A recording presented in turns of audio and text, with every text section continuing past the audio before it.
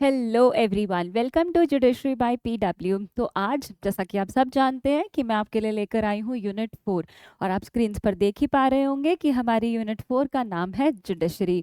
तो स्टूडेंट्स देखिए, दोबारा से सेम सवाल। आई होप आप हमारे सेशंस को जो है वो एंजॉय कर रहे होंगे। मैं आशा करती हूँ कि जो पिछली 3 यूनिट हमने अपलोड की हैं और सब्जेक्ट्स की भी जो अपलोड हुई हैं, आपको उससे बहुत मदद मिल रही होगी। और मैंने एक कमेंट जो है वो पढ़ा कि मैम बहुत हेल्प हो रही है, बिल्कुल परफेक्ट आंसर राइटिंग स्टाइल है। तो आप जो है प्लीज़ हमें ज़्यादा से ज़्यादा कमेंट बॉक्स में बताइए कि एग्जैक्टली और आप क्या चाहते हैं, जिससे कि हम आपकी हेल्प कर पाएँ। तो जैसा कि हमने प्रॉमिस किया है कि जितने भी सब्जेक्ट्स धीरे धीरे आ रहे हैं, हम आपके लिए सारे सब्जेक्ट्स के लिए जो है वो आंसर्स लेकर आएंगे कि किस तरह से इसे लिखना है आपको अपने लॉ सेमेस्टर एग्जाम्स में। तो आज उसी के साथ हम आगे बढ़ते हैं और आपके लिए लेकर आए हैं यूनिट 4 जुडिशरी, और इन्हीं के क्वेश्चंस को जो है वो हम डिस्कस करेंगे। तो पहले मैं आपको बता देती हूँ कि यूनिट 4 में हमारे पास जो है वो क्या क्या है। यूनिट 4 में हमारे पास जो है वो है अपॉइंटमेंट एंड रिमूवल ऑफ जजेस, jurisdiction and then independence of judiciary. तो अक्सर स्टूडेंट्स पूछते हैं कि मैम इसमें से क्वेश्चन किस तरीके के आ सकते हैं। देखिए, इस पे से questions university to university differ करते हैं। कभी कभी इसमें से क्वेश्चंस जो हैं डायरेक्ट केस लॉज बेस्ड भी आ जाते हैं कि जजेस केस 1 2 3 बताइए, ठीक है, रिमूवल के बारे में बताइए। या 2 नंबर में कभी कभी क्वेश्चन आ जाता है कि ओरिजिनल एडवाइसरी या एपेलेट जुरिसडिक्शन बताइए। और अगर लॉन्ग आंसर में देखें कॉलेज एग्जाम्स में, तो पूरा प्रोसेस आ जाता है कि जजेस को अपॉइंट कैसे किया जाता है, सुप्रीम कोर्ट और हाई कोर्ट के जजेस को। तो मैंने पूरी कोशिश की है कि मैं आपको केस लॉस के थ्रू, आर्टिकल्स के थ्रू सारा जो एरिया है वो कवर करा सकूं, ठीक है। तो चलिए हम बढ़ते हैं अब अपने क्वेश्चन 1 के साथ। स्टूडेंट्स देखिए, क्वेश्चन 1 है, explain the procedure for the appointment of judges to the Supreme Court and High Court of India under the Indian Constitution and how does the collegium system play an important role in this process। तो मैंने questions को compile कर दिया है। आपके पास question ऐसे भी आ सकता है कि बताइए सुप्रीम कोर्ट के जजेस कैसे अपॉइंट होते हैं, हाई कोर्ट के जजेस कैसे अपॉइंट होते हैं, या कोलिजियम कैसे काम करता है। तो मैंने क्वेश्चंस को कंबाइन करके एक आंसर फ्रेम किया है। आप अपने अकॉर्डिंग जो है उसको आंसर कर सकते हैं। देखिए, तो सबसे पहले आप जो है इसको इस तरह से शुरू करेंगे दैट अब now I am taking the common question. तो कॉमन हम प्लेटफॉर्म पे उसको आंसर करेंगे that the procedure for the appointment of जजेस to the supreme court and high court of India is outlined under the provisions of the Indian constitution through article 124 to 147। Articles तो मैंने आपको पिछली बार भी बताया था कि देखो, बच्चे पूछते हैं कि मैम आर्टिकल्स लर्न नहीं होते हैं, लिखना ज़रूरी है कि नहीं है। मैं आपको सिर्फ एक बात कहूँगी कि आर्टिकल नंबर अगर आप लिख पाएँ तो बहुत अच्छा होगा, क्योंकि आपको वो एक एज देता है दूसरे स्टूडेंट से। और उसके बाद हम बताएंगे कि इसमें जो है दोनों का ही रोल है, एग्जीक्यूटिव का, जुडिशरी का, क्योंकि ये जो है पिक्चर में आता है कोलिजियम सिस्टम और वो एक बेहद इंपॉर्टेंट रोल प्ले करता है। तो अब आप ध्यान से देखिए किस तरह से जो है सुप्रीम कोर्ट के जजेस को अपॉइंट किया जाता है। सो देयर इज आर्टिकल 124 जो डील करता है establishment and constitution of the supreme court. Please ध्यान से एक एक चीज़ को पढ़िएगा। अगर आप इसे क्रैम भी नहीं करते हैं तो अपनी वर्डिंग्स में इसको लिख सकते हैं। देखिए, the supreme court of India is constituted under 124, तो ये आपको लिखना बहुत ज़रूरी है। आउटलाइन करता है कि उनके पास जुरिसडिक्शन है, जजेस का अपॉइंटमेंट हो सकता है। अब ये जो है दिस इज मेन, वो कहता है procedure for the appointment of जजेस to the supreme court, the president of India, please mark this, आपको पेपर में यही लिखना है that the president of India appoints जजेस to the supreme court after consulting with a collegium of जजेस। हम पढ़ेंगे कि कोलिजियम ऑफ जजेस क्या है, किस केस लॉ से आया, हम सब कुछ पढ़ेंगे। तो आप इनिशियली ये बताएंगे, फिर आप उसके बाद बताएंगे कि कोलिजियम को कैसे कॉन्स्टिट्यूट किया जाता है। So the collegium for the appointment of जजेस to the supreme Court is headed by the chief justice of India. Chief justice of India उसमें होते हैं और उसके साथ साथ उसमें 4 सीनियर मोस्ट जजेस होते हैं सुप्रीम कोर्ट के ही। तो आपको इसे ध्यान में रखना है। कोलिजियम जो है वो रिकमेंडेशंस बताती हैं, ठीक है, कि प्रेसिडेंट साहब को कि ये लोग हैं, इन्हें कर सकते हैं। तो इनका दोनों का देख रहे हो, एग्जीक्यूटिव और जुडिशरी का जो मिक्स्ड रोल जो है वो चलता हुआ आ रहा है, ठीक है। तो अब देखिए कंसल्टेशन विद द प्रेसिडेंट। तो जैसे हमने बताया कि प्रेसिडेंट साहब को क्या करना है, कोलिजियम से कंसल्ट करना है, फिर अपॉइंट करना है। और प्रेसिडेंट साहब को जो है वो रिकमेंडेशंस भी दिए जाते हैं कि इन्हें करिए, फिर वो लोग मिलकर कलेक्टिवली जो है वो उसको डिसाइड करते हैं। तो आप इस बात को समझिए। However, in practice, the consultation refers to the collegium's recommendation, not a mere opinion. तो consultation जो है वो रेफर किया जाता है, ठीक है, खाली एक ओपिनियन नहीं लिया जाता है। कोलिजियम का रोल क्या होता है आप देखिए। Collegium recommends candidate based on the collective decision, जो उनका कलेक्ट, मैंने अभी आपको बताया ना, कलेक्टिवली दे डिसाइड, ठीक है। कैंडिडेट्स में भी सीनियर जजेस फ्रॉम द हाई कोर्ट्स और प्रैक्टिसिंग एडवोकेट्स जिनके पास अच्छा एक्सपीरियंस होता है, तो कोलिजियम उनको जो है वो सेलेक्ट करता है। आपने देखा भी होगा कि लिस्ट आती है that they are selected for the post of this. तो कलेक्टिवली कोलिजियम जो है वो उसको डिसाइड करता है प्रेसिडेंट साहब के साथ मिलकर, ठीक है। प्रेसिडेंट की क्या पावर है, प्रेसिडेंट जो है, प्रेसिडेंट साहब जो है वो फॉर्मली जो है वो अपॉइंट करते हैं जजेस को, but this should be done only after collegium's recommendation. So president can only refuse to make the appointment in exceptional circumstances, but such a scenario is extremely rare. तो आप ये बात ज़रूर बताएंगे कि ये सिनेरियो जो है ये बिल्कुल रेयर होता है, बट यूजुअली कलेक्टिवली डिसीजन लेकर जो है वो अपॉइंट किया जाता है। ऐसा रेयर ही कभी हुआ होगा। उसके बाद ये बहुत इंपॉर्टेंट पॉइंट है, हमारे देश में ऐसा कभी नहीं हुआ। एक बार ऐसा था पर उन्होंने फिर खुद ही रिज़ाइन कर दिया था, तो ऐसा कभी नहीं हुआ। दैट ये बताता है रिमूवल ऑफ जजेस के बारे में, जो कि कहता है सुप्रीम कोर्ट, अ जज of the supreme court can be removed only by impeachment by parliament on the grounds of proved misbehaviour और इनकैपेसिटी। अगर किसी जज का प्रूव हो जाता है कि कोई प्रूव मिसबिहेवियर या वो इनकैपेबल है, इनकैपेसिटी है उनकी, तो ही उनको हटाया जाता है, पर ऐसा कभी हुआ नहीं है, प्लीज़ आप ध्यान रखिएगा। आप हाई कोर्ट के जजेस का अपॉइंटमेंट कैसे होता है ये हमें आर्टिकल 217 बताता है, जैसे सुप्रीम कोर्ट के लिए 124 आपने देखा, तो वो आपको बताते हैं high court is the highest judicial authority in the state and its जजेस are appointed by the president of India. आप इस बात को ध्यान रखेंगे। तो इनका प्रोसीजर क्या है कि वो हमें बताते हैं, president must consult the chief justice of India and the governor of the respective state और द एडमिनिस्ट्रेटर। रोल क्या है of the collegium for high court, the process is similar to that of the supreme court, और उसी तरह से जो है वो उनको सेलेक्ट करते हैं, ठीक है। तो क्योंकि स्टेट में गवर्नर का रोल होता है तो हम उनको भी लेते हैं, तो वो गवर्नर के साथ भी कंसल्ट करते हैं, and that to a significant step, आप इसे नहीं भूलेंगे। अच्छा, आपने एक चीज़ नोट की है बेटा, जैसे आपने पिछली 3 यूनिट्स अगर देखी होंगी, तो अगर मैं बात करूं कि प्रेसिडेंट के पावर्स क्या आते हैं, हमने किया, तो मैंने आपको बताया था कि गवर्नर के भी सिमिलर ही चल रहे हैं। सिमिलरली सुप्रीम कोर्ट की जो चीज़ें चल रही हैं, तो हाई कोर्ट की भी सिमिलर ही चलेंगी। एज क्वालिफिकेशन अलग हो सकती है, थोड़ी बहुत एक्सपीरियंस, बट चलता सब कुछ सेम ही है। तो प्रेसिडेंट का पावर क्या है, like the Supreme Court judges, the President has the authority to appoint the judges of the High Court, but which must be done on the Collegium's recommendation. तो अभी कोलिजियम सिस्टम क्या है, the collegium system refers to the process by which जजेस of the supreme court and the high courts are selected and it has evolve to judicial pronouncements. और आप इसे ज़रूर याद रखिएगा कि जुडिशियल प्रोनाउंसमेंट से कैसे आया है, ठीक है, rather than being explicitly stated in the constitution. Constitution में से कहीं नहीं बताया गया है, ये जुडिशियल प्रोनाउंसमेंट से ही आया है, और अभी मैं आपको दिखाऊंगी भी। तो collegium system effectively transverse the power of the judicial appointments, ठीक है, तो एग्जीक्यूटिव के साथ मिलकर। देखिए अब जो है कोलिजियम सिस्टम का इवोल्यूशन कैसे हुआ है, ये बहुत बहुत बहुत इंपॉर्टेंट है, I should say very very very important, और आप इसे ध्यान से देख लीजिए बेटा। हमारे पास सबसे पहले केस आया फर्स्ट जजेस केस, ध्यान से मार्क कर लीजिए, जो कि आया इसमें, इसका नाम था SP Gupta versus union of India. तो Supreme Court in this case held that the president has the power to make judicial appointments, कि प्रेसिडेंट के पास पावर है कि वो जुडिशियल अपॉइंटमेंट्स कर सकते हैं, and the role of the chief justice of India in the process was seen as being consultative rather than decisive. Please आप अपनी नोटबुक्स, अगर आप मुझे देख पा रहे हैं तो आप अपनी नोटबुक्स में लिख लीजिए।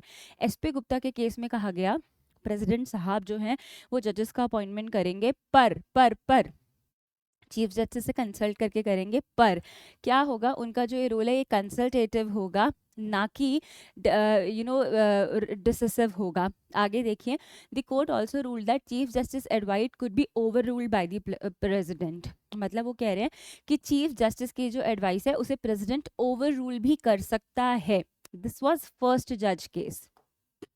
उसके बाद हमारे पास आया सेकेंड जजेस केस, जो कि आया 1993 में, and the name of the case is supreme court advocates on record association versus union of India. तो इस केस में क्या हुआ, in this landmark judgment the supreme court over ruled the first जज केस। फर्स्ट जज case को जो है उन्होंने जो है क्या कर दिया, फर्स्ट जज केस को उन्होंने ओवर रूल कर दिया, और उन्होंने ओवर रूल करके क्या कहा कि consultation with the CJI, CJI के साथ कंसल्टेशन जो है दैट शुड बी कंकरेंट। समझ में आई बात, meaning that the CJI must have a dominant role in the selection of the जजेस। आप समझ पा रहे हैं कि ये क्या हुआ होगा।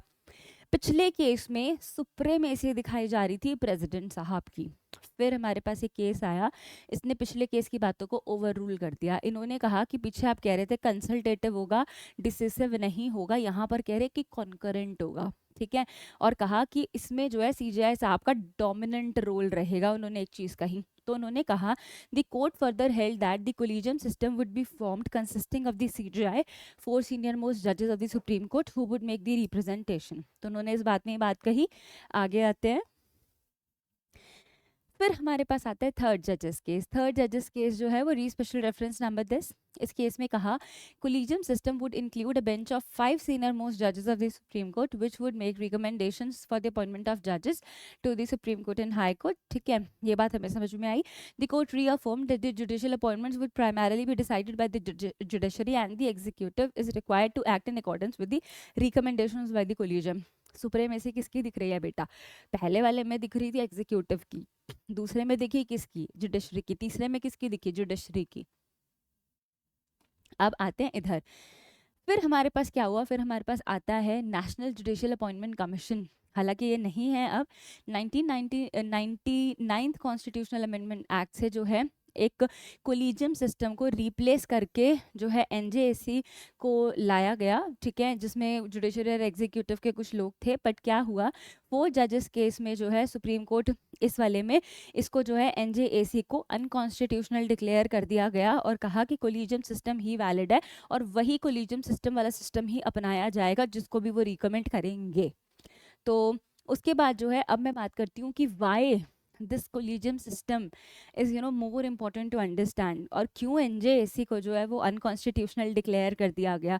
तो बेटा कहीं ना कहीं ऐसा लगा कि शायद बायस्ड है वो, ऐसा लगा होगा, इसीलिए अनकॉन्स्टिट्यूशनल डिक्लेयर कर दिया गया।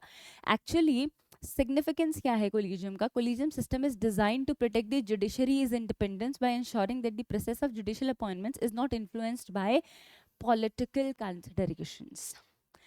तो उसमें ऐसे लोगों को इंक्लूड किया गया जो शायद पॉलिटिकली इंटरफेयर कर सकते थे जुडिशियल अपॉइंटमेंट्स में। तो उन सब चीज़ों को अवॉइड करने के लिए हम आज भी कोलिजियम पर ही रिलाय करते हैं। तो for judicial independence, for exclusively judicial selection, ठीक है,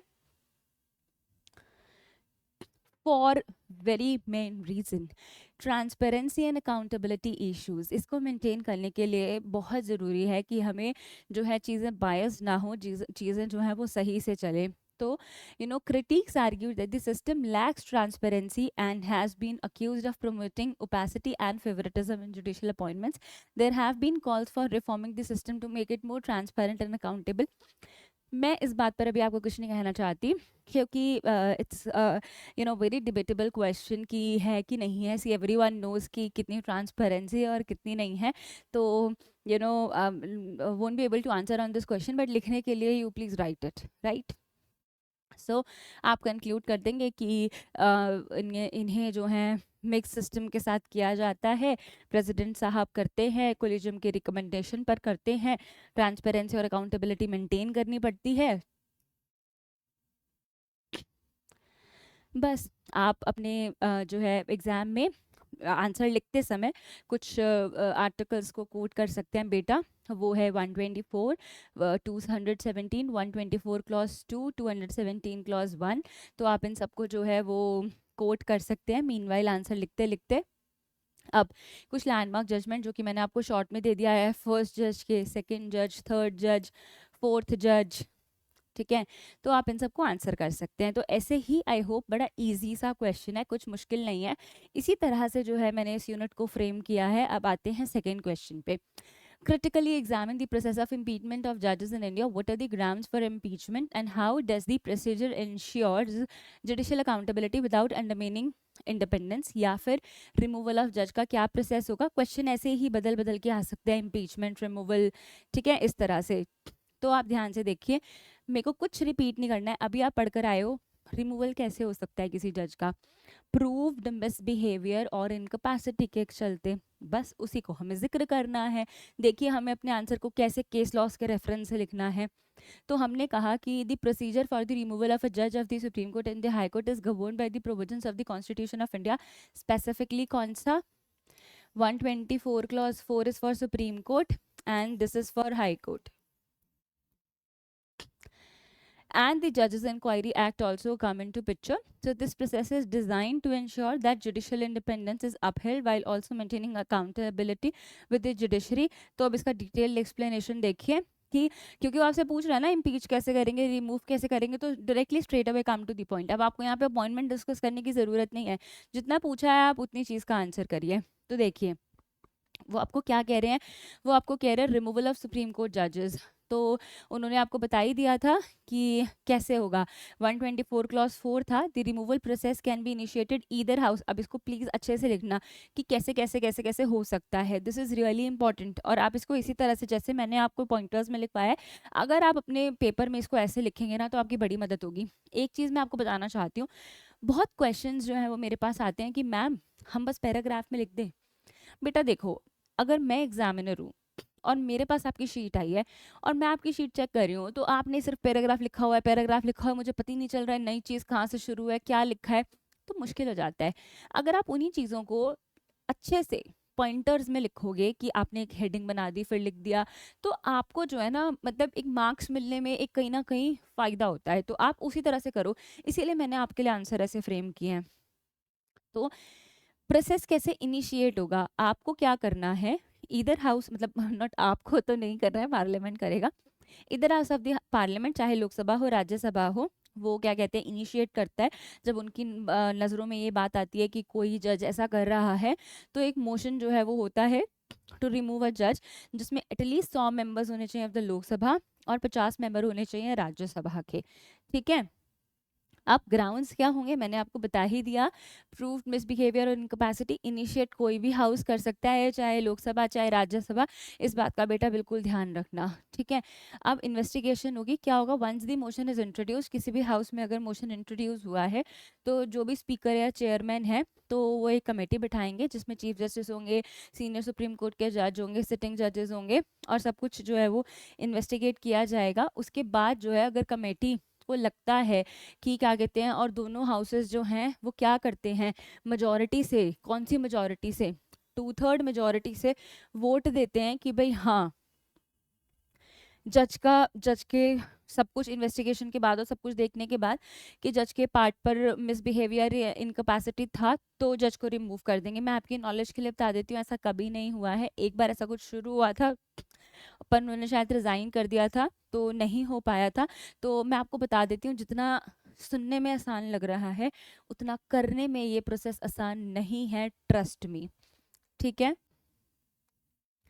तो आप बता देंगे कि 217 का क्लॉज 1 बताता है सेम चीज़ कि इस तरह से चलेगा, सेम प्रोसीजर चलेगा.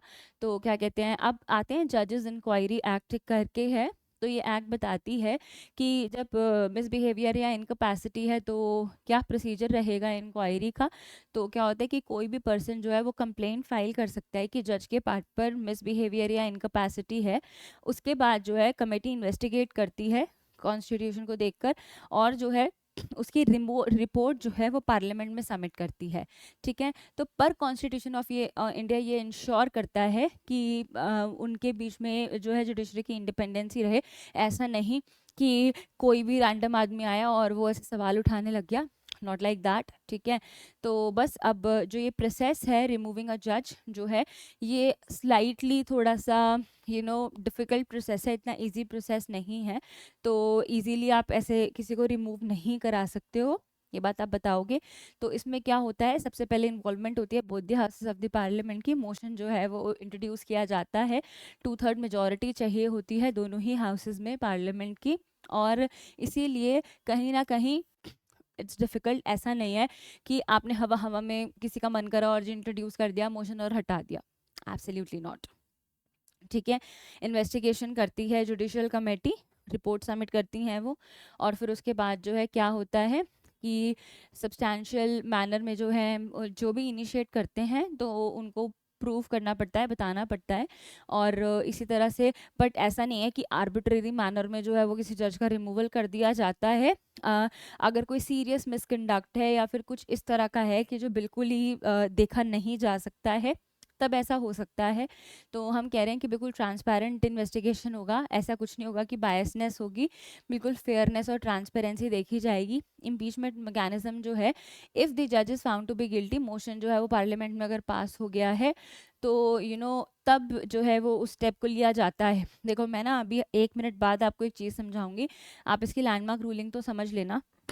बेटा आपने ना अभी हाल फिलहाल में जो है एक केस देखा होगा कि जस्टिस यशवंत का ही, कि अब ऐसे करेंसी मिली और फिर इस तरह से हो गया। अब देखो बहुत बड़ा सवाल है, ये जो इन्होंने जजेस के रिमूवल के लिए 2 ग्राउंड्स रखे हैं ना, प्रूव्ड मिसबिहेवियर और incapacity. I mean this is really absurd, क्योंकि प्रूव ही नहीं हो सकते। मतलब ऐसा नहीं है कि नहीं हो सकते, बट आप कैसे ही प्रूव करोगे?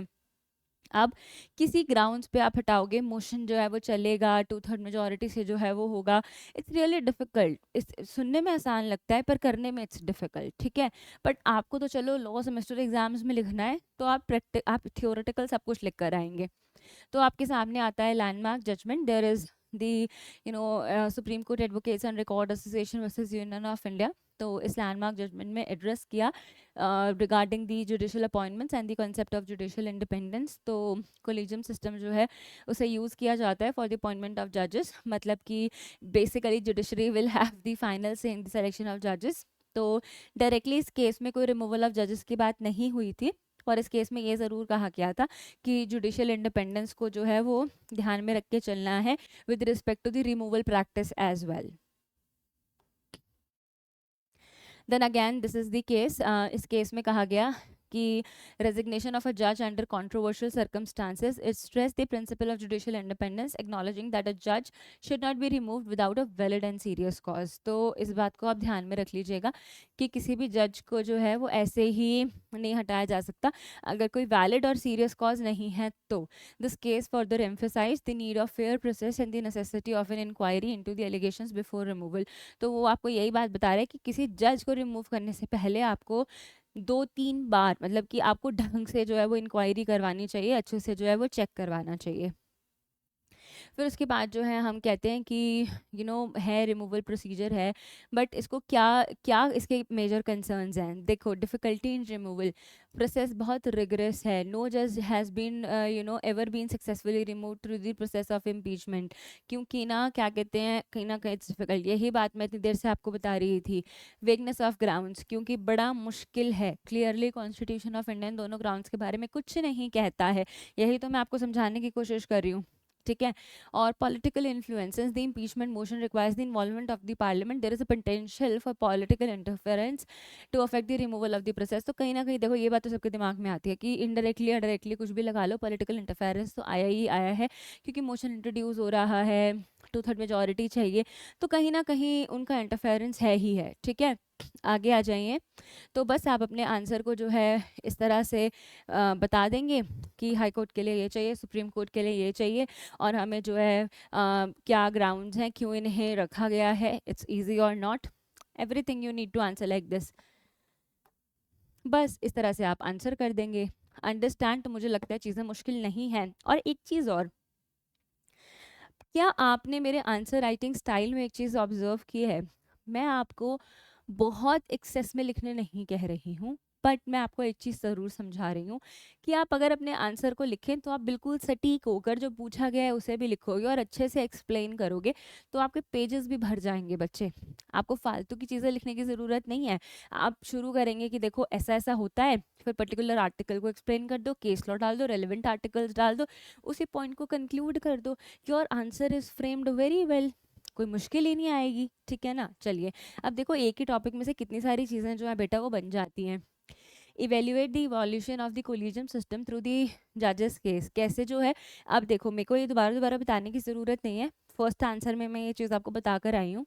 देखिए, जैसे हमने शुरू में जाना कि कोलिजियम सिस्टम जो है वो जुडिशियल प्रोनाउंसमेंट्स के थ्रू ही इवॉल्व हुआ है। तो देखिए, collegium system in India, which governs the appointment and transfer of judges to the higher judiciary, has evolved through a series of landmark judgments। और आपको इसी तरह से आंसर करना है। अगर आप मेरा ये आंसर भी कॉपी कर लेंगे तो I won't mind doing that. आपको ये आपको जो है दिखता ही है, आप आंसर लिख सकते हैं। That will be really helpful for all of you. Students के लिए ही सब कुछ है, तो इसीलिए ही मैं ऐसे आंसर्स फ्रेम करके जो है आप लोगों के लिए लेकर आई हूँ। ठीक है, तो आपको प्राइमरीली बताना है कि कितने जजेस केसेस से जो है ये चीज़ निकल कर आई है, कैसे इवॉल्व हुई है। तो हमने कहा कि these cases not only shape the judicial appointment process in India but also define the relation between executive and judiciary. क्योंकि कोलिजियम सिस्टम आपको बता रहे हैं ना कि सीजीआई और अदर जजेस जो हैं वो रिकमेंड करेंगे, प्रेसिडेंट साहब जो हैं देखेंगे और फिर अपॉइंट करेंगे। तो देख रहे हो, there is a relationship between executive and judiciary. तो आप ये पूरी चीज़ जो है वो डिस्कस करेंगे और फिर आप केसेस को शुरू करेंगे। तो सबसे पहले आपके पास केस आ जाएगा फर्स्ट जजेस केस।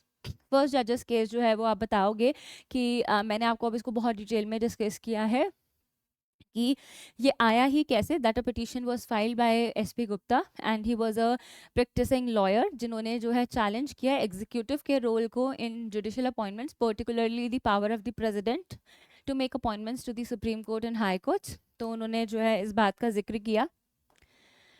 फिर उसके बाद क्या हुआ कि उन्होंने कहा कि 124 deals with the establishment and composition of the supreme court while 217 deal with the high court. तो उन्होंने कहा कि आर्टिकल कहता है दैट जजेस should be appointed by the president in consultation with the CGI and the other जजेस, similarly with the high court, similarly in the case of. तो judgement ने हमें कहा, मेजॉरिटी जजमेंट ने कहा कि वर्ड कंसल्टेशन जो है did not mean concurrence but only required the executive to consult the judiciary, कि एग्जीक्यूटिव जो है वो जुडिशरी से कंसल्ट करेगा। तो जजमेंट का जो है वो फाइनल डिसीजन ये था कि rested with the president, supremacy कहीं ना कहीं उन्हीं की दिखाई गई।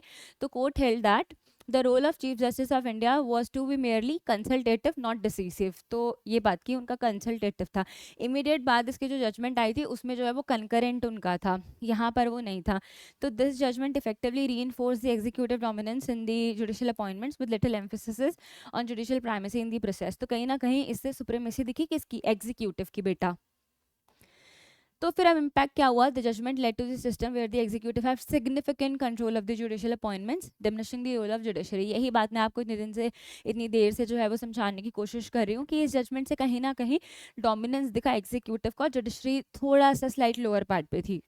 ठीक है, so the consultation between the president and the judiciary was largely advisory. ठीक है, अब जो है इसके बाद क्या हुआ, फिर हमारे पास आया सेकंड जजेस केस। इसमें क्या हुआ कि ग्रोइंग कंसर्न से कि ज़्यादा इन्फ्लुएंस जुडिशियल अपॉइंटमेंट्स में जो है वो एग्जीक्यूटिव का हो रहा है।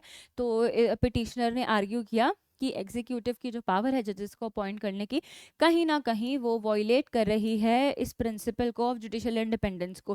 क्योंकि हम बर्दाश्त नहीं कर पा रहे थे ना कि क्या कहते हैं कि एग्जीक्यूटिव का जो है वो इंटरफेयर या रोल बढ़ता जा रहा है। और आपको पता है हमने केस नंदा भारती भी जैसे पढ़ा था, तो क्या था, सुप्रीमेसी पे तो बेटा सारा खेल कुर्सी का ही तो है। ठीक है, जज बड़ा कि पार्लियामेंट बड़ी, यही सारा तो ड्रामा चलता आ रहा था, सेम यहाँ पे हो रहा था। तो अब यहाँ पर क्या हुआ, in a landmark judgment the supreme Court reverts its earlier decision from the first जज case and interpreted the word consultation. उन्होंने यहाँ पर कहा कि जो ये कंसल्टेशन है हम इसको कॉन्करेंट के साथ पढ़ेंगे। ठीक है, उन्होंने ये बात यहाँ पर कही और उन्होंने कहा कि CJI must be consulted on judicial appointment and the process should involve a collegium system, कि जिसमें ये सब लोग होंगे। ठीक है, तो उन्होंने कहा कि जुडिशरी का जो है वो फाइनल से होना चाहिए इन दी अपॉइंटमेंट्स। ठीक है, रादर देन दी एग्जीक्यूटिव, और उनका रोल लिमिटेड होना चाहिए। तो इम्पैक्ट क्या हुआ, the judgment shifted the balance of the power in the judicial appointments from the executive to judiciary. तो उन्होंने ऑब्वियसली एग्जीक्यूटिव से जुडिशरी के पास जो है वो ज़्यादा पावर शिफ्ट हो गई। ठीक है, तो जिससे कि रीअफर्मिंग द प्रिंसिपल ऑफ, हमने हमारा जो विश्वास है, हमारा जो फेथ है वो वापस जुडिशरी पे आ गया। So the collegium system was born and it became a key feature of the judicial appointment in India. अब ऐसे बताएंगे। ठीक है, आगे आ जाइए। तो इसके बाद आता है हमारे पास थर्ड जजेस केस, जिसने हमें बताया कि एक रेफरेंस जो है वो प्रेसिडेंट साहब के from a reference made by the president to the supreme court to clarify the interpretation of the second जजेस केस। रेफरेंस में जो है वो ये बताया गया whether the collegium system involve only the CJI and the four senior most जजेस और whether the collegium should comprise of all the senior most जजेस। ये क्वेश्चन वहां पर उठा। तो सुप्रीम कोर्ट ने कहा कि collegium system must consist of the chief justice of India and the collegium of the four senior most जजेस ऑफ द सुप्रीम कोर्ट। तो उन्होंने क्लियर कर दिया इस बात को। The court further clarified that consultation जो वर्ड वहाँ पर यूज़ किया गया है 140 124 में और 275 217 में, वो कंकरेंस की बात करता है that the views of the CJI and the collegium should be given preeminent weight. ये जो वो कह रहे हैं, आप उसको ऐसे नहीं सुनिए कि साइड लाइन करके थोड़ा मोड़ा सुन लिया। ढंग से प्रॉपर तरह से जो वो कह रहे हैं उनकी बात को सुनिए और उनकी बात को थोड़ा तवज्जो दीजिए। तो क्या हुआ? थर्ड जजेस case reaffirm the collegium system established in the second जज case giving judiciary a more formalised structure for the judicial appointment. बेटा मैं आपको अब भी कह रही हूँ, इससे बेस्ट आंसर्स आपको कहीं नहीं मिलेंगे। आप इसे लिख सकते हैं, आपको अपने कॉलेज में या कहीं पे भी बहुत हेल्प करेंगे, ट्रस्ट मी। और अगर आपको मेरी बात सही लग रही है तो आप कमेंट बॉक्स में ज़रूर बताएंगे। तो कोर्ट ने बताया कि there is importance of judicial independence, clear किया कि जुडिशियल अपॉइंटमेंट्स में जो है that to be controlled by the judiciary. हाँ जो है कहीं ना कहीं एग्जीक्यूटिव का रोल डिमिनिश किया गया। फिर उसके बाद क्या हुआ, पोस्ट जजमेंट डेवलपमेंट्स क्या हुए कि हमारे पास ना ये एनजेसी आया। वो शांति से तो टिक के बैठ नहीं सकते ना, कुछ ना कुछ उन्होंने लेके ही आना है। तो क्या हुआ, 2014 में गवर्नमेंट ने जो है अटेम्प्ट किया कोलिजियम सिस्टम को रिप्लेस करने के लिए विद एनजेसी। बेटा कहीं ना कहीं दिल तो दुखता ही है ना, हमारी कुर्सी छीन ली, हमारा डोमिनेंस छीन लिया। तो उनको लगा कि चलो, सुप्रीम कोर्ट ने इस बात पे डिसाइड करा ना, हम जो है कोलिजियम ही रिप्लेस कर देते हैं, हम एनजेसी ले आते हैं। उन्होंने इतनी बड़ी चाल चली, तो उन्होंने जो एनजेसी ले आए।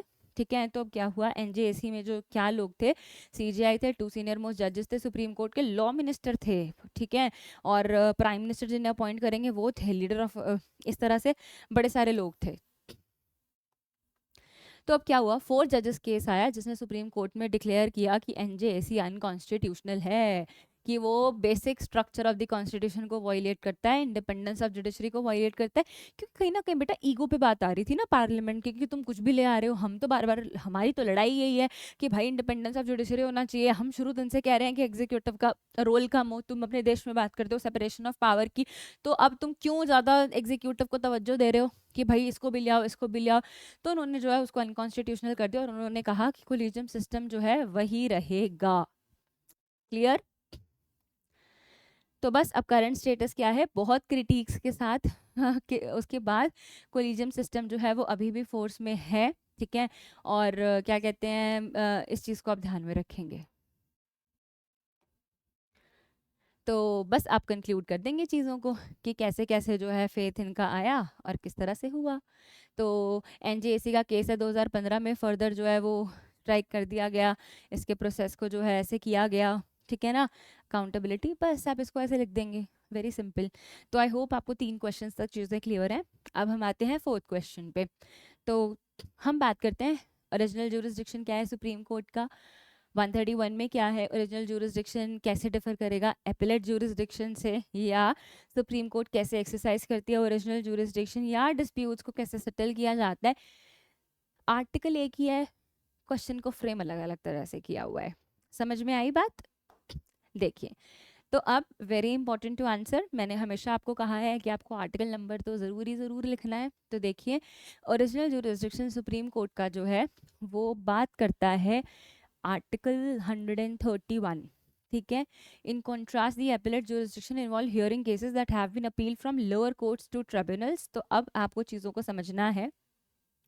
ओरिजिनल ज्यूरिसडिक्शन का स्पेसिफिक आर्टिकल है 131। Article 131 of the constitution of India grants the supreme Court original jurisdiction. ठीक है, अब ये कब, ये 3 बच्चे को पता है और आपको ही पता होगा, और आपको ऐसे ही लिखना है, जब गवर्नमेंट ऑफ इंडिया या एक से ज़्यादा स्टेट के बीच में कुछ होता है, government of India, any state or states on one side and one or more states on the other side, या dispute between 2 or more states, तब जो है इनका ओरिजिनल ज्यूरिसडिक्शन होता है। मतलब कि अगर इनके बीच में कहीं पे भी कोई डिस्प्यूट है तो मैटर सुप्रीम कोर्ट देखता है, उसके पास ओरिजिनल जूरिसडिक्शन है। तो ओरिजिनल जूरिसडिक्शन का मतलब क्या है कि उनके पास एक्सक्लूसिव अथॉरिटी है, ठीक है। वो जो है डिस्प्यूट रेजोल्यूशन हाईएस्ट लेवल पर जो है वो डील कर लेते हैं। फिर आप बताएंगे कहीं ना कहीं दैट प्रमोट्स कॉन्स्टिट्यूशनल सुप्रीमेसी, कि वो बैलेंस ऑफ पावर मेंटेन करते हैं यूनियन और स्टेट्स के बीच में, ensuring that disputes relating to the interpretation of the Constitution are resolved by the highest judicial authority. देखो पता है क्या होता है, अगर मान लो यूनियन और स्टेट के बीच में है, ठीक है, अब अगर मान लो किसी कंसर्न हाई कोर्ट में चला गया, वो डिसाइड करे, तो कहीं ना कहीं बायस्ड होने का चांस रहता है। तो हमने कहा कि सुप्रीम कोर्ट साहब आप ही देखो, आप ही देखो, अगर इन तीन लोगों के बीच में कोई डिस्प्यूट है, इन तीनों में से किसी के बीच में भी डिस्प्यूट है, तो हमने कहा supreme Court has original jurisdiction and वही देखेंगे इस मैटर को। तो अब आप आगे आ जाइए, हम कहते हैं नाउ, हमने बीच में एक जाना था ना व्हाट इज एपिलेट जुरिसडिक्शन। तो एपिलेट जुरिसडिक्शन जो है वो 132 से 136 में बताया गया है कि सुप्रीम कोर्ट जो है वो अपील्स हियर कर सकती हैं जो कि लोअर कोर्ट से आते हैं उनके पास, ठीक है। तो अब हम बात करेंगे 132 बात करता है कि कौन कौन सी अपील जो कि सुप्रीम कोर्ट में जाती है from the high courts in certain cases, ठीक है, जहां पर substantial question of law involve है, तो वहां पर वो अपील सुप्रीम कोर्ट में जा सकती है। प्लीज़ इसको प्रीलिम्स के लिए भी, और जब कभी आप कोई नेट का एग्ज़ाम या फिर आप अपने लॉ होते ही क्लैट का एग्ज़ाम पीजी के लिए देंगे, तब भी आप इसको तब भी याद रखिएगा, पर आप अपनी नॉलेज के लिए भी इस चीज़ को याद रखिएगा। फिर जो है 133 बात करता है कि अपील सुप्रीम कोर्ट में जा सकती है सिविल मैटर्स में। 134 बात करता है अपील सुप्रीम कोर्ट में जा सकती है बेटा क्रिमिनल मैटर्स में। और 136 आपने बहुत फ्रीक्वेंटली सुना होगा, हर जगह ही सुना होगा, स्पेशल लीव पटिशन, कि किन केसेस में सुप्रीम कोर्ट जो है वो स्पेशल लीव ग्रांट कर सकता है to appeal against any judgment of any court और ट्रिब्यूनल, ठीक है।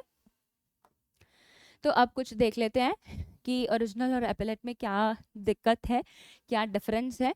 तो यहाँ पर ये लोग इन्हीं डिस्प्यूट्स के बारे में बात करते हैं। यहाँ पर लोअर कोर्ट और ट्रिब्यूनल से जो है वो उनके पास जा सकता है। आर्टिकल 131 है, यहाँ से 132 टू 136 है, ठीक है। यहाँ पर डायरेक्टली सुप्रीम कोर्ट के पास आते हैं, यहाँ पर लोअर कोर्ट से शुरू होकर ऊपर जाते हैं। लिमिटेड है स्पेसिफिक डिस्प्यूट्स जो कि 131 में डिफाइन किए गए हैं, that 3 points, government of India and state, 2 or more states, इस तरह से, ठीक है। यहाँ पर ब्रॉडर लोअर कोर्ट से जितने भी हमें सिविल मैटर्स, क्रिमिनल मैटर्स इस तरह से दिए गए हैं उनमें जाता है, ठीक है। लैंडमार्क रूलिंग्स आप देख लीजिए, State of Rajasthan versus union of India. In this case the supreme Court exercise its original jurisdiction under article 131 to resolve a dispute between the union and the state of Rajasthan regarding the control of administration of the tribal areas in the state, ठीक है। बस वो आपको बता रहे कौन से case में सुप्रीम कोर्ट के पास जो है वो ओरिजिनल जुरिसडिक्शन हुआ। Bihar versus Union of India, the court decided on a dispute between the state of Bihar and the union over the allocation of water from the Kosi River. Kosi River से जो water allocate करना था, तो Supreme court के पास जो है वो original jurisdiction गया। तो उसके बाद नेक्स्ट था के Verma versus union of India. इन्होंने डील किया आर्टिकल और कंफर्म किया कि supreme court could only here original disputes जो कि यहाँ से आएंगे, पर वो कोई भी डिस्प्यूट नहीं सुनेंगे जो कि प्राइवेट नेचर के होंगे, तो इसे आप ध्यान में रखिएगा। फिर उन्होंने कहा कि ये एपेलेट जुरिसडिक्शन का है। उन्होंने कहा कि बेसिक स्ट्रक्चर डॉक्ट्रीन है और कि कॉन्स्टिट्यूशनल प्रोविजंस के साथ चलना है, बस ये वाली बात। तो बस आप चीज़ों को इसी तरह से ऐसे कंक्लूड कर दीजिएगा कि ओरिजिनल के बारे में और एपेलेट के बारे में। सिंपल, वेरी सिंपल, और मुझे इसमें कुछ नहीं बताना आपको। अब हमारे पास आता है, क्योंकि मैंने आपको इनिशियली बताया था ओरिजिनल, एपेलेट, एडवाइसरी जुरिसडिक्शन होगा, हमने ओरिजिनल और एपेलेट को साथ साथ लिया। अब हम बात करेंगे एडवाइसरी की, ठीक है। तो 144 एडवाइसरी वाला बात करता है, 143 एडवाइसरी वाला बात करता है। आपको डायरेक्ट पेपर में आर्टिकल नंबर भी लिखा हुआ आ सकता है कि बताओ, या आपको क्वेश्चन फॉर्म में भी आ सकता है, आपको आर्टिकल अपने आप बताना होगा, ठीक है। तो एडवाइसरी जुरिसडिक्शन सुप्रीम कोर्ट का जो है वो 143 में बताया गया है। वो आपको बताते हैं that 143 of the Indian constitution deals with the advisory jurisdiction. ये प्रोविजन अलाउ करता है प्रेसिडेंट ऑफ इंडिया को कि वो क्या कर सकते हैं, रेफर कर सकते हैं कुछ स्पेसिफिक क्वेश्चंस ऑफ लॉ और fact to the supreme Court for its advisory opinion. वो सुप्रीम कोर्ट को भेज सकते हैं किसी ओपिनियन के लिए, ठीक है, चाहे वो क्वेश्चन ऑफ लॉ हो, चाहे वो क्वेश्चन ऑफ फैक्ट हो, right. However it is important to note that such an opinion is not binding on the government, और इस बात को तो बिल्कुल मार्क कर लेना। वो भेज सकते हैं, बट अगर कोई सुप्रीम कोर्ट ओपिनियन देती है तो ज़रूरी नहीं है कि उनको वो मानना ही मानना है। It is not binding on the government. बहुत मतलब कभी कभी लगता है ना कि ये क्यों ऐसा किया हुआ है। तो आप बताइएंगे कि जो है आर्टिकल 143 क्या कहता है, the president may at any time it appears to him that a question of law और fact has arisen which is of such a nature, और वो ऐसे पब्लिक इंपॉर्टेंस का है कि ज़रूरी हो गया है सुप्रीम कोर्ट का ओपिनियन लेना, तो सुप्रीम कोर्ट के पास वो कंसिडरेशन के लिए भेज सकते हैं, राइट।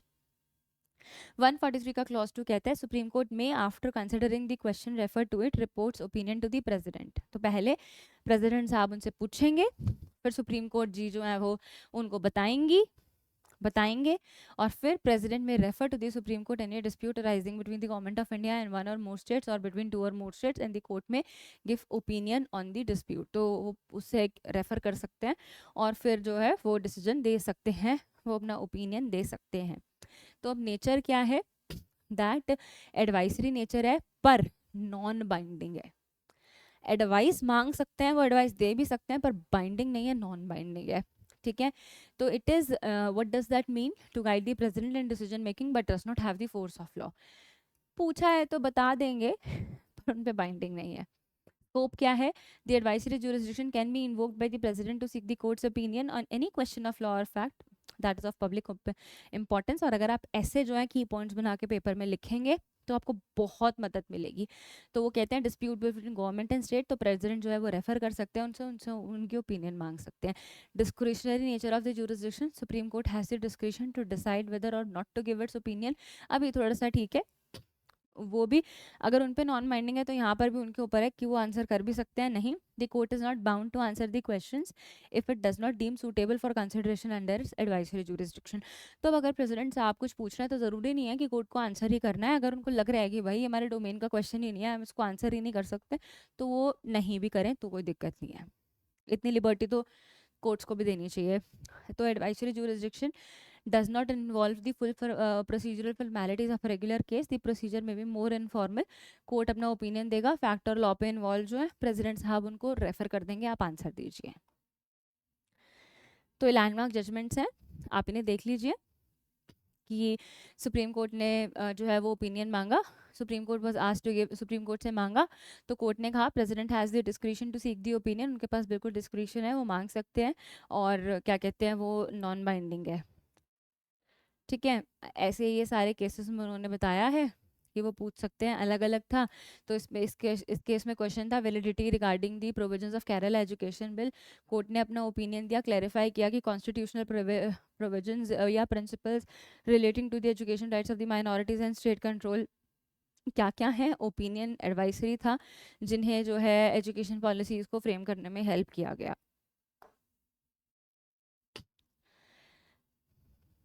143 का डायरेक्टली केस नहीं है पर आप इन्हें पढ़ लेंगे, ठीक है। तो अगर हम बात करें कि क्या इसकी चीज़ है, तो 143 का पर्पस सिर्फ इतना है कि प्रेसिडेंट के पास वो विजडम है कि वो जो है सुप्रीम कोर्ट से उसका ओपिनियन मांग सकते हैं, ठीक है। प्रैक्टिकल एप्लीकेशन क्या है कि जब भी एडवाइसरी ओपिनियन मांगी जाती है वो बाइंडिंग नहीं होती है। सिग्निफिकेंट कॉन्स्टिट्यूशनल वेट ज़रूर उस बात पे दिया जाता है बट बाइंडिंग नहीं होती है। मन करे तो उनको ठीक लगे तो कर सकते हैं, वरना कोई दिक्कत नहीं है। तो कंक्लूड आप पूरा का पूरा ऐसे कर देंगे कि एडवाइसरी जुरिस्डिक्शन कब लिया जाता है, सुप्रीम कोर्ट बाउंड है आंसर करने के लिए या नहीं है, या प्रेसिडेंट बाउंड है उसको मानने के लिए या नहीं है। तो आप इस तरह से पॉइंटर फॉर्म में सब कुछ आंसर कर देंगे, ठीक है। अब हम आते हैं examine the constitutional provisions related to independence of the judiciary. Independence of judiciary के विद रिस्पेक्ट टू हमारे कॉन्स्टिट्यूशन ऑफ इंडिया में क्या कोई आर्टिकल्स दिए गए हैं या कुछ ऐसी बात की गई है। तो ये तो बहुत ईजी क्वेश्चन है और थियोरेटिकल रादर ज़्यादा है। तो आप देखिएगा, the independence of the judiciary in India is a core stone of the constitution. हम पहले दिन से तो ये बात कर रहे हैं सेपरेशन ऑफ पावर, लेजिस्लेचर अकेले, एग्जीक्यूटिव अकेले, जुडिशरी अकेले। तो हम ये बात कर रहे हैं कि जिससे कोई अनड्यू इन्फ्लुएंस ना हो किसी के भी पार्ट पर, ठीक है। तो इंडिविजुअल के राइट्स को जो है वो सेफ गार्ड करता है, रूल ऑफ लॉ को जो है वो अपहोल्ड करता है, इस तरह से वो सारी चीज़ें आपको बता रहे हैं। तो अब हम बात करें कि क्या कोई जजमेंट्स या कुछ है। देखो, सबसे पहले हमारे पास कॉन्स्टिट्यूशनल प्रोविजन आता है article 50, separation of judiciary from executive, really important. बताता है ना इंडिपेंडेंस ऑफ जुडिशरी के बारे में, तो वो बताता है article 50 of the Indian constitution specifically mandates the separation of the judiciary from the executive. तो इसे लिखना तो कभी नहीं भूलिएगा, ठीक है। तो state shall take steps to separate the judiciary from the executive in public services of the state. The provisions aim to ensure that the judiciary operates independently free from the executive control, ठीक है। आप ये सारी बात इनको बताएंगे। फिर उसके बाद हमारे पास आता है 124, जो कहीं ना कहीं बताता है कि कैसे सुप्रीम कोर्ट का के जजेस का जो है वो कॉम्पोजिशन किया जाता है, कैसे जो है वो हम जजेस को इम्पोर्टेंस देते हैं। कोलिजियम में प्रेसिडेंट जो हैं उनका भी कहीं ना कहीं रोल है। फिर आप बताएंगे 217, जो कि हम बहुत डिटेल में पढ़ चुके हैं हाई कोर्ट के बारे में। रिमूवल ऑफ जजेस के बारे में बताएंगे कि हाँ हम करते हैं उसकी बात, पर कहीं ना कहीं हमने उन चीज़ों को घुमा फिरा कर लिखा हुआ है, तो कहीं ना कहीं हमारी सुप्रीमेसी नज़र में आती है, हमारी इंडिपेंडेंसी नज़र में आती है, ठीक है। फिर आता है control over courts. Article 211 states that salaries, allowances, pension of the judges of the Supreme Court and the High Court are to be determined in the Parliament and cannot be altered during their tenure। मतलब बेशक parliament के हाथ में है पर वो उसे alter नहीं कर सकते हैं। This provision aim to ensure that जजेस are not subject to financial control by the executive और लेजिस्लेचर। ठीक है, तुमने सब कुछ बनाया है बट वो तुम्हारे कंट्रोल में कतई नहीं है, तो आप इसको भी बताएंगे। 145 rules of the supreme court. वो क्या करता है, सुप्रीम कोर्ट को अलाउ करता है कि वो रूल्स बना सके regulating it's practice, regulating it's procedure. तो कहीं ना कहीं अपने रूल्स और अपने प्रोसीजर बनाना ही आपको कहीं ना कहीं दर्शा रहा है जुडिशियल इंडिपेंडेंस, ठीक है। फिर आप बताएंगे सिक्योरिटी ऑफ द टेन्योर 124 की भाई क्या कहते हैं कि जो जज हैं वो उसे रिमूव नहीं किया जा सकता आर्बिट्रेरीली। आपने शुरू में ही जान ली ना ये बात तो कि आर्बिट्रेरीली किसी को रिमूव नहीं किया जा सकता। प्रोसेस है, ग्राउंड्स भी हैं, पर इतना ईजी नहीं है, ठीक है ना। तो कहीं ना कहीं आपको हाई स्टैंडर्ड ऑफ प्रूफ चाहिए। सिर्फ ऐसा नहीं कि लेजिस्लेचर या एग्जीक्यूटिव का मन करा और जी कर दिया, ऐसा नहीं हो सकता, ठीक है। चलिए, तो फिर आप बताएंगे कि कौन से प्रोविजंस जो अंडरमाइन करते हैं जुडिशियल इंडिपेंडेंस को। Collegium system and the judicial appointments जो है आप इसको बता सकते हैं, हम इसे डिस्कस कर चुके हैं। फिर आप केसेस को बता देंगे कि किस तरह से हमने जो है केस को यूज़ किया कि वो इसकी इंडिपेंडेंस के बारे में बात करते हैं, कैसे जो है वो जुडिशियल अकाउंटेबिलिटी एंड ट्रांसपेरेंसी है, ठीक है। आप इसको डील करेंगे। एक इशू जो है केस में एड्रेस किया गया था, public interest foundation versus union of India, जहां पर सुप्रीम कोर्ट एक मैकेनिज्म के बारे में बात कर रहा था कि कैसे ट्रांसपेरेंसी और अपॉइंटमेंट जो है वो मेंटेन की जाएगी, ठीक है। तो उसके बाद हमारे पास लास्ट ही आता है जो कि काफ़ी चीज़ों को जो है स्ट्रक डाउन किया गया, कैसे एनजेएसी को स्ट्रक डाउन किया गया, और इतने उसके बाद भी जो है हमने क्या कहते हैं एक भारी मात्रा में जो है अपने कोलिजन सिस्टम को ऊपर रखा, ठीक है। फिर कहीं ना कहीं जो आप बता सकते हैं कि judicial review of the parliamentary actions, कि जुडिशरी के पास पावर है जुडिशियल रिव्यू की, कि उनके पास ये पावर अपने आप ही है कि वो कभी कभी चाहें तो जो है कर सकते हैं, जुडिशियल रिव्यू कर सकते हैं।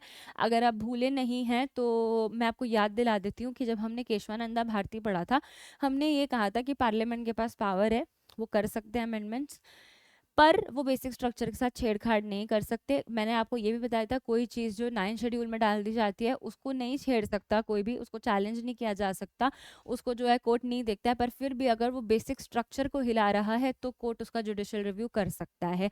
तो बस कहीं ना कहीं यही उसकी इंडिपेंडेंस को बहुत अच्छे से दर्शाता है। तो आपको जो है ये बात बिल्कुल नहीं भूलनी। इम्पीचमेंट प्रोसेस का आप ध्यान में रखेंगे। लैंडमार्क जजमेंट्स यही सारे हैं जुडिशियल इंडिपेंडेंस के, ठीक है, कि अगर कोई करना चाहे तो नहीं कर सकता है। ये सारे केसेस जो हैं आप बता देंगे, सेम केस, क्योंकि एक ही टॉपिक है तो एक ही चीज़ें चलेंगी और फिर आप सेम चीज़ों को जो है वो कंक्लूड कर दीजिए। तो हम कह रहे हैं कि जुडिशियल इंडिपेंडेंस इंडिया में कॉम्प्लेक्स बैलेंसिंग एक्ट है, सेफगार्ड करता है। लैंडमार्क जजमेंट्स ने बहुत इंपॉर्टेंट रोल प्ले किया है और उन्होंने जो है हमें बहुत कुछ बताया भी है। तो अब आपने एक चीज़ देखी कि बच्चे ना बड़े कंफ्यूज रहते हैं, बच्चों को लगता है कि अरे इतना बड़ा टॉपिक है हम कैसे करेंगे। बेटा चीज़ें बड़ी आसान है। अपॉइंटमेंट कैसे होता है, बड़ा सिंपल है। रिमूवल कैसे होता है? बड़ा सिंपल है। आपको सेम केस लॉज, जो 4 जजेस केस है, आपको ध्यान में रखना है। केशवानंदा भारती का केस आपको हमेशा ही ध्यान में रखना है कि बेसिक स्ट्रक्चर के साथ कोई छेड़खानी नहीं कर सकता। तो बेटा मुश्किल कुछ भी नहीं है। बस बात सिर्फ इतनी है कि अगर आप एक बार ईमानदारी से यूनिट को एनालाइज कर लोगे और टॉपिक को एक बार तसल्ली से पढ़ लोगे, तो आप सारे आंसर्स उस यूनिट में से जितने क्वेश्चन आएंगे आपको मुश्किल नहीं आएगी, आप लिख सकते हैं।